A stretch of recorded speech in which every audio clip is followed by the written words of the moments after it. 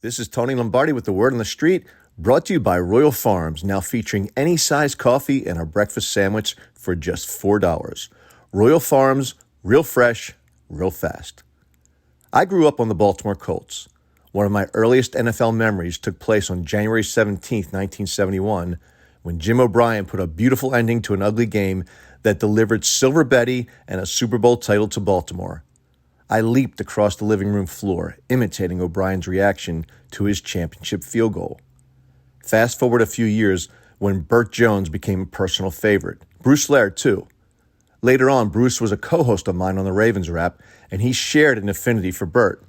He once told me that during practice, he knew when the ball left Burt's hand, even if Laird's back was to Burt. Bruce could hear the velocity of Burt's pass whistling through the air. The Burt Jones-era Colts enjoyed some success, winning 3 consecutive AFC East titles. But the franchise was flawed because it was controlled by a man with many flaws, Robert Irsay.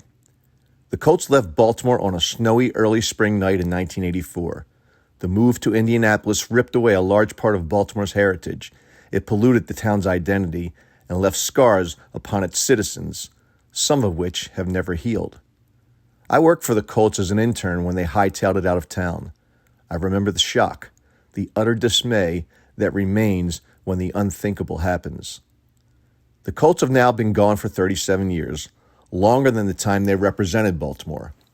For some, the horseshoed helmets are still painful to look at, particularly when they visit Charm City.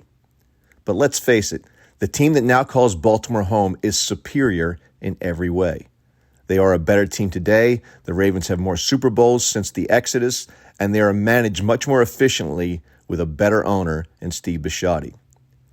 Monday night might still be a sad reminder for some, but sometimes things happen for a reason, and that reason is the team that will be at home on Monday Night Football wearing their glorious purple and black.